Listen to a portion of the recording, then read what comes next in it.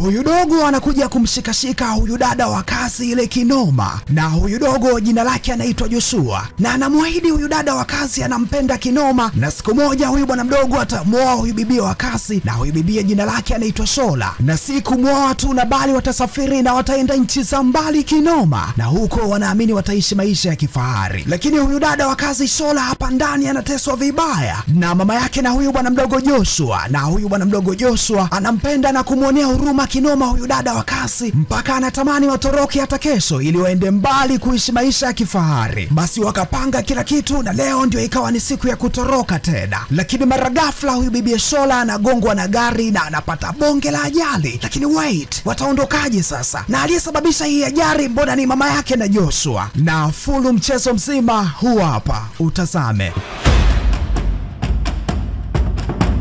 Mambo vipi? Mimi naitwa Roboti na hii inaitwa Ostasi Recap. Usisahau kumenyeza button ya subscribe, usisahau kulike video, na usisahau kutauni on notification ili uwe wa kwanza kutazama recap mpya kila siku. Lakini pia dondosha comment kuhusiana na topic ya leo. Eti ikitokea umeokota milioni 100 na aliyedondosha umemwona na wewe hakuna mtu amekuona kwamba umeokota, je, utakubali kwenda kumrudishia ama liwalo na liwe wewe utaondoka nazo hizi pesa? Dondosha komenti yako, lakini pia tuma ujumbe wa sauti kupitia WhatsApp na vyote vitasikika na kuonekana live on your big screen kwenye next recap. Na turudi kwenye filamu, na huu mzigo unaitwa A Painful Promise. Basi filamu inaanza hapa ndani, na hapa ndani pana huyu bwana mdogo na anaitwa Joshua. Basi Joshua ndio mtoto wa bosi hapa ndani kwenye huu mjengo, na anakuja hapa nje kwa huyu mdada wa kasi na anamshikashika kinoma. Lakini huyu dada anagoma, anasema hebu niache. Na huyu dada jina lake anaitwa Shola, na huyu dada ukimtazama sura yake ni kama vile hapa ndani anateseka kinoma. Basi huyu dada Shola anagoma kushikwa, lakini dogo Joshua anamweleza kwamba anampenda kinoma huyu dada wa kazi, na si kumpenda tu, ana mpango wa kumtorosha na wataenda mbali, na uko mbali wataishi maisha ya kifahari. Lakini huyu binti Shola anamwambia, unajua jinsi ambavyo mama yako amekuwa hanipendi, na unajua jinsi ambavyo hapa ndani huwa ananitesa kinoma, na akiniona mimi nazungumza na wewe hapa nje itakuwa ni nongwa. Na mara ghafla mama ndio huyu hapa anakuja, na amemwona huyu dada wa kazi anazungumza na mwanae Joshua, na binti Shola akaona huu ni msala tajiri. Basi binti akaambiwa aingie ndani, na mama akamkanya mwanae Joshua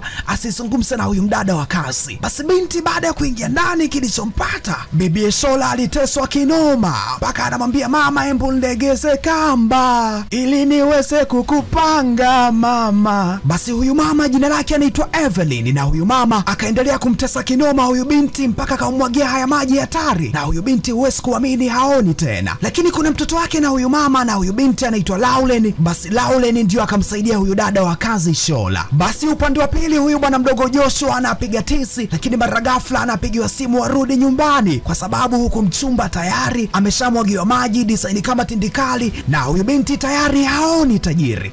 Basi bwana mdogo Joshua ndio anakuja, anamuona huyu binti Shola haoni, na huyu dogo anampenda kinoma huyu dada wa kazi Shola. Basi dogo alikuja kwa mama, alimlaumu kinoma mama, kwa nini mama anamtesa huyu dada wa kazi kiasi hiki? Tuseme labda amemchoka. Basi kama amemchoka amrudishe kwao, na sio kuendelea kumtesa kiasi hiki. Basi dogo Joshua alichukia kinoma, na akaja kwa huyu binti anamtuliza, na huyu binti Shola asijali, siku za hivi karibuni atapona, na huyu binti ataona, na wataondoka hapa ndani, wataenda mbali, na uko mbali wataenda kuishi maisha ya kifahari, kwa sababu huyu dogo Joshua hivi karibuni ataondoka na kwenda kusoma nchini South Africa, katikati ya jiji la Cape Town. Basi dogo anamwahidi bibie pale atakavyoondoka ataondoka na huyu bibie, kwa sababu hawezi kumwacha endelee kuteseka hapa ndani. Huyu dogo Joshua atakavyoenda shule ndio atatoroka na huyu dada Shola. Basi akampanga huyu binti kwamba sasa hivi acha nishughulikie kwanza upate passport, na ukishapata passport tayari nitaanza kufanya mpango wa visa. Basi huyu dogo Joshua ikabidi aje azungumze na dada yake, na huyu dada anaitwa Lauren, kwamba dada, mimi nitakavyoondoka kwenda shule South Africa nataka niondoke na huyu mdada wa kazi, lakini dada, naomba nisaidie kitu kimoja, kwa sababu siku zinakaribia kuisha na karibia kuondoka, naomba unisaidie nipate passport pamoja na visa vya huyu dada Shola. Basi kweli bwana, huyu bwana mdogo Joshua akaanza kushughulikia passport na akaendelea kumpanga huyu binti kwamba hivi karibuni wataondoka, na hii mipango yote anaipanga huyu dogo Joshua pamoja na dada yake Lauren na huyu bibi Shola, na tayari huyu binti Shola ameshapata passport pamoja na visa. Ndio kareka vibe, anafurahi kinoma, naenda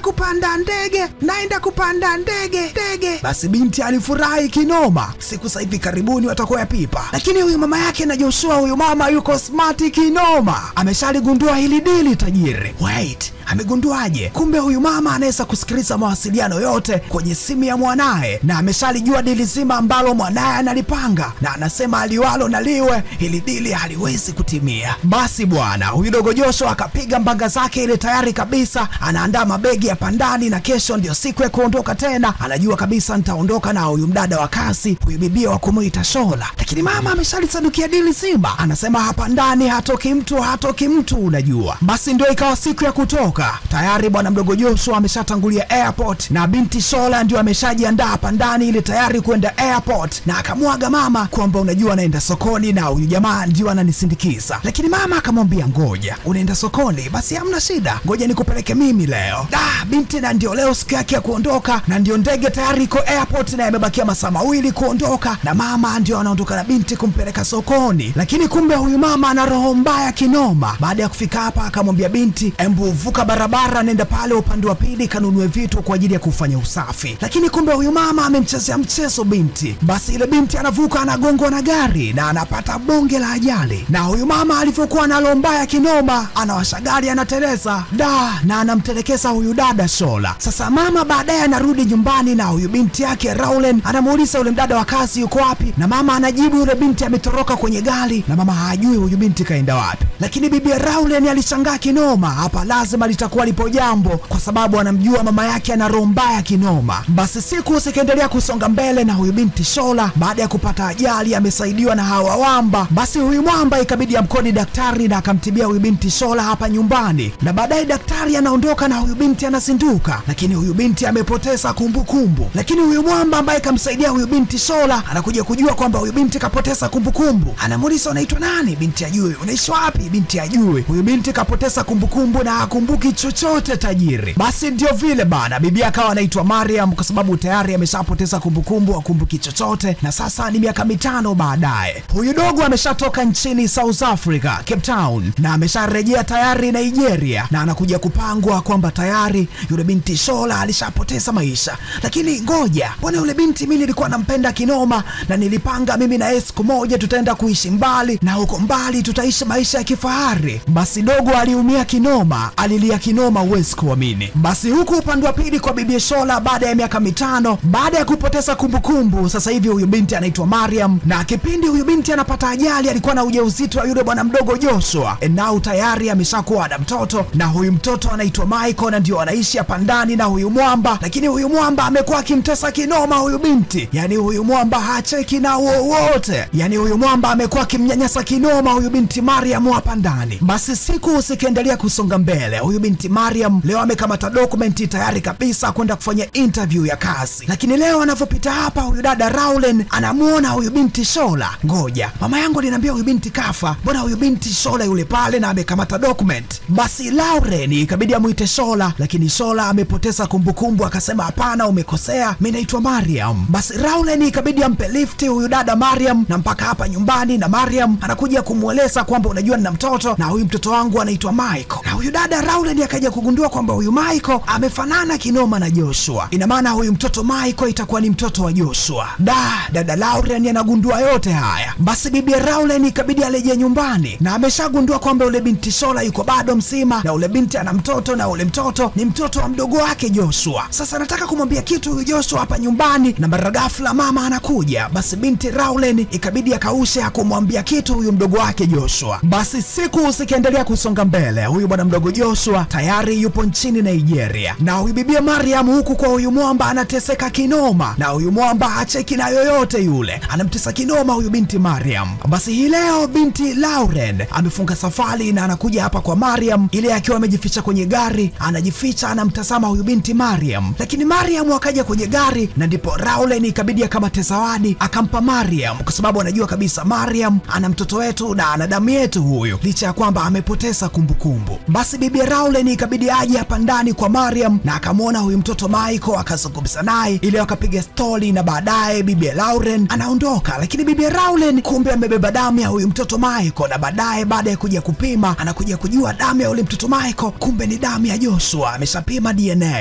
na Joshua ndo anakuja, na dada akasuga kama hakuna kitu vile. Basi bibi Rowland akaona hapana, labda mimi nimekosea kupima hii DNA, ikabidi apeleke kwa daktari, na daktari kashapima ndio anarejesha majibu, na hii document ikaipokea huyu bwana mdogo Joshua, lakini hajui ndani kuna nini. Basi akakamata document akampa dada, na dada anakuja kutazama, anaona kweli yule bwana mdogo Michael ni damu ya Joshua. Basi siku zikaendelea kusonga mbele. Huyu bwana mdogo Joshua leo kaona hizi document, kakagua, kaona mbona kuna mtoto anaitwa Michael, damu yangu imefanana na mimi, kuna nini? Ikabidi amuite mama pamoja na dada, na anauliza nini kinaendelea hapa ndani, lakini Joshua anacho kwenye ile sintofahamu, anacho dilema Joshua. Basi na baada ya dada ndio ikabidi amuite bwana mdogo, anampanga kwamba yule dada Shola bado yuko mzima, na yule dada Shola sasa hivi amepoteza kumbukumbu na ana mtoto wako, na huyu mtoto anaitwa Michael, na mimi nilikuwa najaribu kupima DNA na nimeshajua DNA ya huyu mtoto Michael ni ya kwako Joshua, kwa hiyo usikatai kaka, huyu mtoto ni wa kwako Joshua. Basi siku ambayo inafuata kati ya Joshua pamoja na dada yake Lauren, dogo Joshua haamini eti bibi ambaye alikuwa anampenda kinoma na alishaambiwa huyu bibi ameshakufa, eti huyu bibi kumbe yuko bado mzima na ana mtoto wake, huyu bibi Shola she's still alive, dogo kuamini. Basi Joshua akajaribu kumkumbusha bibie, lakini bibie ameshapoteza kumbukumbu tena, hata hamjui Joshua. Na mara ghafla huyu mwamba ambaye anamtunza huyu bibie Mariam anakuja, na huyu mwamba kama unavyojua ana hasira za kumtunza huyu bibie na hamjui kwa takriban miaka 5, yani huyu mwamba hacheki na wowote tajiri. Basi Joshua ikabidi akti kwamba huyu Rowland ni mpenzi wake na alikuwa anazungumza tu na huyu dada Mariam, si kwamba alikuwa anampiga saundi huyu dada Mariam, hapana. Basi hii ndio ilikuwa pona ya Joshua pamoja na dada yake leo. Basi baadaye kati ya Joshua na dada wanaondoka, na huyu mwamba anampiga kinoma bibi Mariam huko nyumbani. Sasa na mbaya zaidi huyu mwamba bana ameshagundua kwamba huyu bibi Mariam kumbe walikuwa ni wapenzi na ule bwana mdogo Joshua, na huyu mtoto hapa ndani ni mtoto wa Joshua, na huyu mwamba ameshagundua, na huyu mwamba kama unavyojua ni mkali kinoma. Basi huyu mwamba akampigia Joshua wakutane, na anamwambia Joshua kama anamtaka mkewe Mariam na ule mtoto Michael, Joshua itambidi alipe kama naira milioni 6 hivi. Na dogo Joshua ili anataka kugoma, mara ghafla dogo akatekwa na huyu mwamba, na huyu mwamba baada ya kumteka Joshua anampigia simu dada yake na Joshua kwamba kamteka Joshua, na kama dada anamhitaji Joshua basi alete takriban kama naira milioni 30.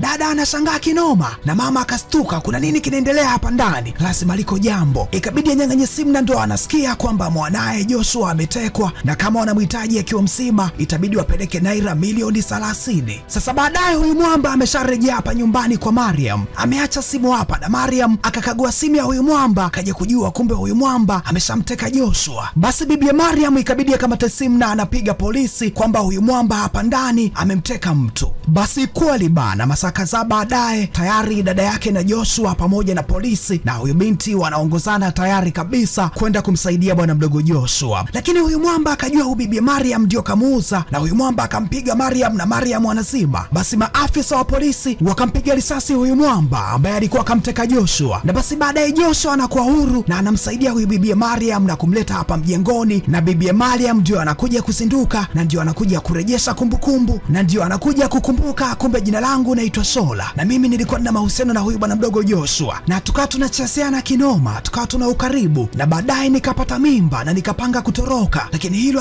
halikuwezekana. Basi bibi Mariam anakuja kurejesha kumbukumbu yote, na anakuja kujua kwamba yeye ni Shola, na anakuja kukumbuka jinsi ambavyo alikuwa anateseka na yule mwamba kule ambako alikuwa anaishi, na dogo Joshua anakuja kugundua kwamba huyu ni mtoto wake. Basi waliria machozi ya furaha. Basi baadaye bwana wakaendelea kuishi wote hapa mjengoni, na basi mama yake na Joshua anakuja kwa huyu binti Shola, anakiri kwamba alikosea kinoma kumtesa na kumnyanyasa huyu binti Shola, na huyu mama anajuta, lakini leo amekubali matukio kwamba binti Shola ndio mkewe na mwanae Joshua, na basi wakasameana hapa ndani na wakaendelea kuishi kwa furaha na wanapendana kinoma kama familia moja. Na basi maandishi yakapita na huu ukawa ni mwisho wa filamu. Umeonaje huu mzigo wa filamu? Dondosha komenti yako, lakini pia changia topic ya leo. Eti ikitokea umeokota milioni 100 na aliyedondosha umemuona, lakini wewe kipindi unaziokota hakuna mtu ambaye amekuona, utarudisha hizo pesa kwa mwenye nazo? Dondosha komenti yako, lakini pia unaweza kutuma ujumbe wa sauti kupitia WhatsApp